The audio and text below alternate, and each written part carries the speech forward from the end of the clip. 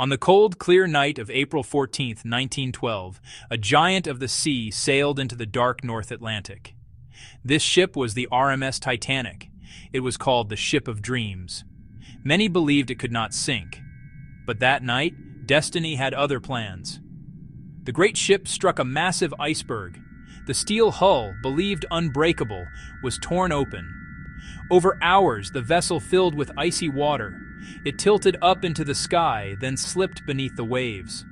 More than 1,500 souls were lost.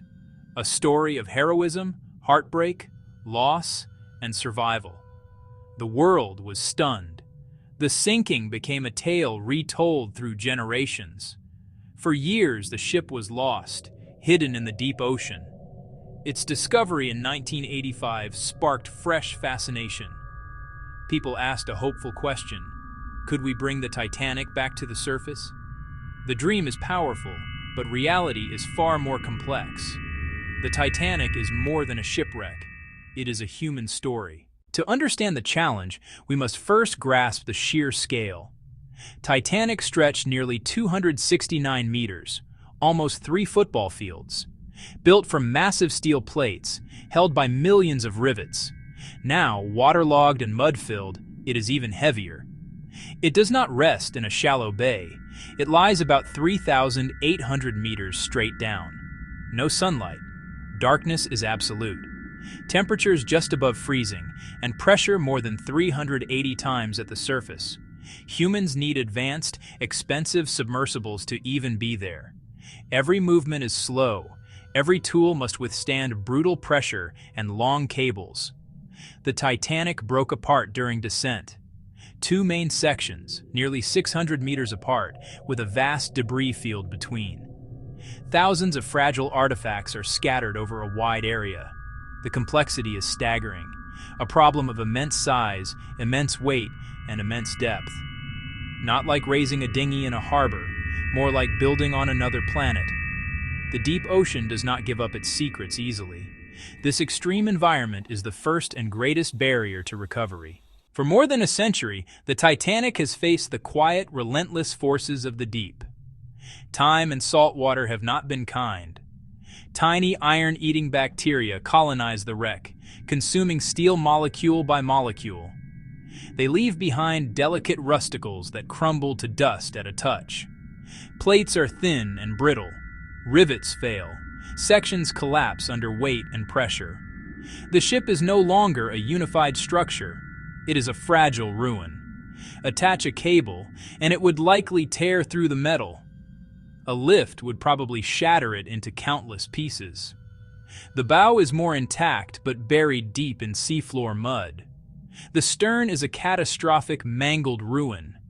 Expeditions show steady decline. The crow's nest gone, the forward mast collapsed. Even the captain's bathtub has fallen through the decaying floor. The ship is returning to nature, a process that cannot be stopped. A recovery attempt would accelerate destruction and scatter what remains. The ship is simply too broken to survive the journey home. Preservation means accepting its slow, silent decay. It is a fragile ruin, a deep-sea ecosystem, and a sacred memorial. Understanding why we cannot, and should not raise it preserves its legacy. Even if stronger, raising the ship is beyond our capabilities. Both sections weigh many thousands of tons. No single crane or vessel can lift that from such depth. Flotation bags or pontoons require thousands of fragile attachment points. In darkness and crushing pressure, operations become an engineering nightmare. Costs would be astronomical, hundreds of millions to billions. A fleet, specialized teams, and bespoke robotics for years, with no guarantee of success. Who would pay and why, given better uses for such funds? Exposure to oxygen would accelerate decay dramatically. It would demand controlled environments, decades of conservation, and vast museums. Disintegration during lift is likely. The environment and historical integrity could be irreparably harmed. Fragility, depth, weight, cost, risk, the conclusion is clear. The dream of raising the Titanic is a dream. It cannot be reconciled with the realities of science and engineering. Preserve over possess. That is the responsible path. Beyond physics and finance lies the law and ethics. The Titanic rests in international waters. No single nation controls the site.